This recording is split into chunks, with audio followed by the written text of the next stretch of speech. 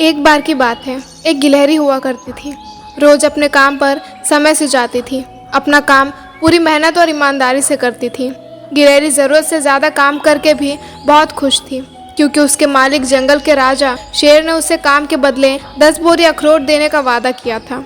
गिलहरी जब भी काम करते करते थक जाती तो हमेशा सोचती कि थोड़ा आराम कर लूं, लेकिन अगले ही पल उसके दिमाग में आता कि शेर उसे 10 बोरी अखरोट देगा। यह सोचकर गिलहरी फिर काम पर लग जाती।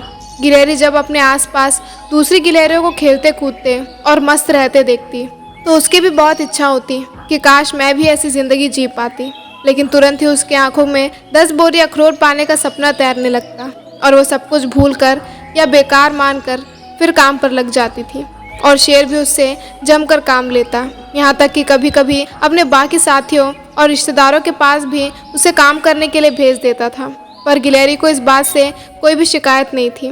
उसे तो बस अपने अखरोट की बोरियों से मतलब था।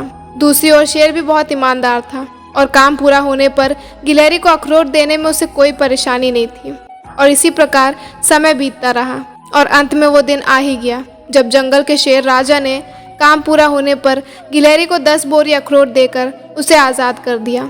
लेकिन ये क्या हुआ, अब गिलहरी को वो 10 बोरी अखरोट देखकर उतनी खुशी नहीं हुई जितना वो अक्सर सोचा करती थी।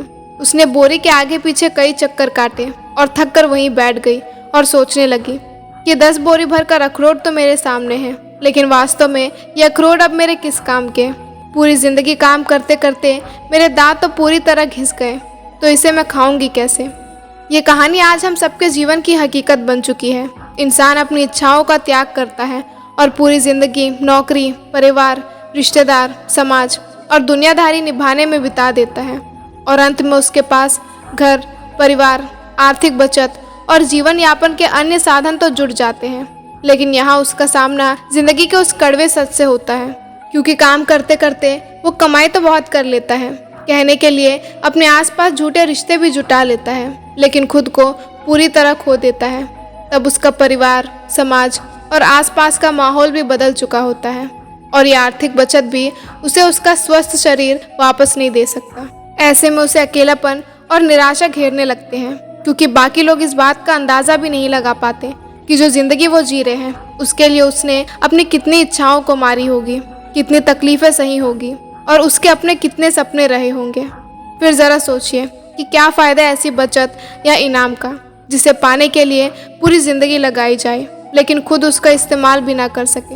हमेशा याद रखना कि इस धरती पर आज तक कोई ऐसा अमीर पैदा नहीं हुआ जो बीते समय को खरीद सके। इसीलिए वर्तमान में जिए, खुलकर जिए और अपने सपनों को पूरा करें।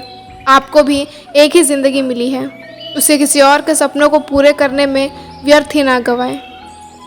श्री कृष्ण कहते हैं कि किसी के साथ अच्छे समय में बैठना बहुत ही सरल होता है, लेकिन मुश्किल घड़ी में साथ खड़े रहना बहुत ही कठिन।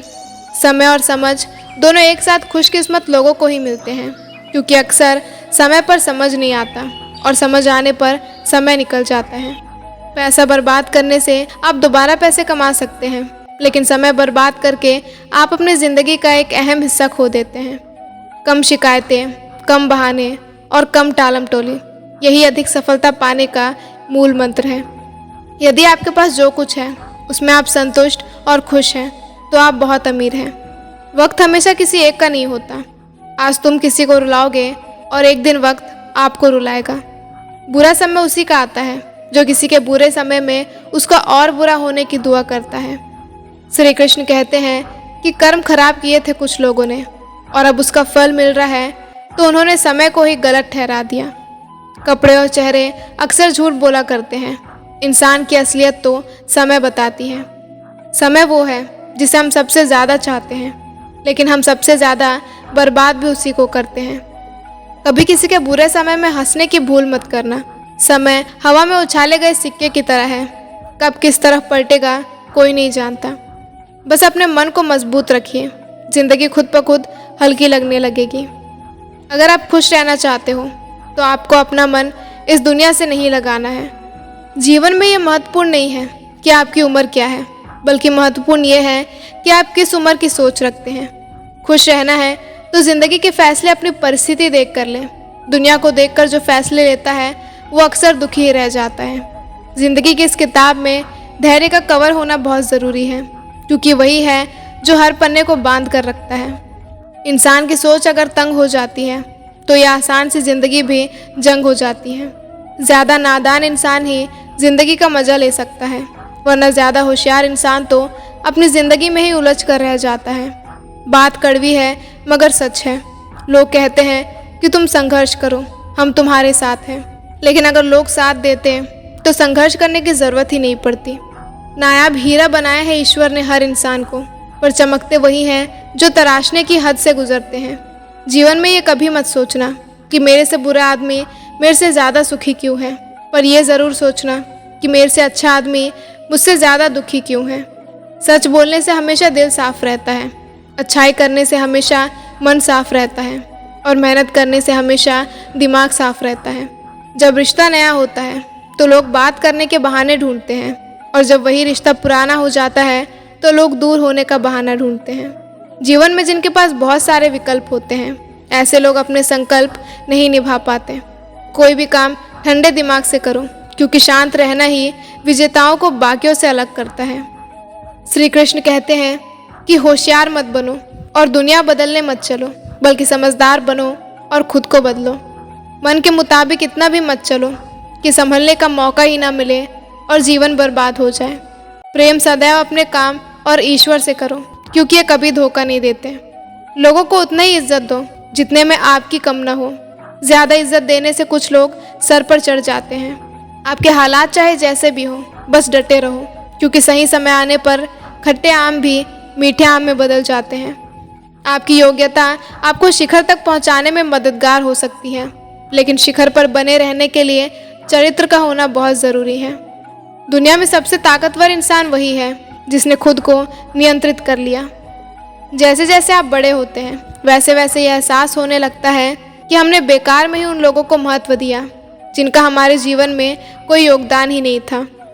यदि कोई व्यक्ति लोगों से कम बात करता है तो उसे घमंडी, मतलबी और बेकार न समझे, क्योंकि हर महान इंसान दूसरों से ज़्यादा खुद के साथ समय बिताना ज़्यादा पसंद करते हैं। जब पानी गंदा हो तो उसे हिलाते नहीं, बल्कि शांत छोड़ देते हैं, जिससे गंदगी अपने आप नीचे बैठ जाती है।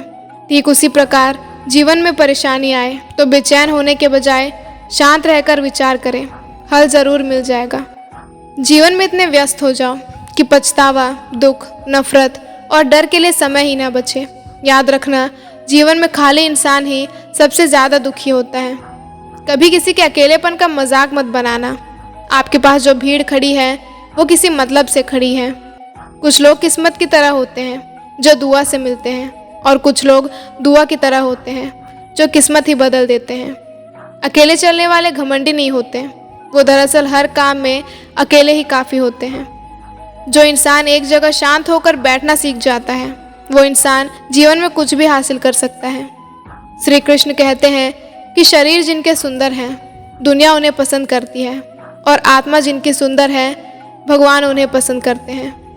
बुद्धि को छोड़कर भावनाओं में बहने वाले लोग अक्सर जीवन में मूर्ख बनकर रह जाते हैं, क्योंकि भावनाएं ज़्यादातर हमें बेतुकी चीज़ों की ओर खींचती हैं। इसीलिए बुद्धि के हिसाब से काम करें, भावनाओं के हिसाब से नहीं। आज के इस वीडियो में इतना ही। मिलते हैं अगली वीडियो में। तब तक के लिए अपना ख्याल रखें। जय श्री कृष्ण।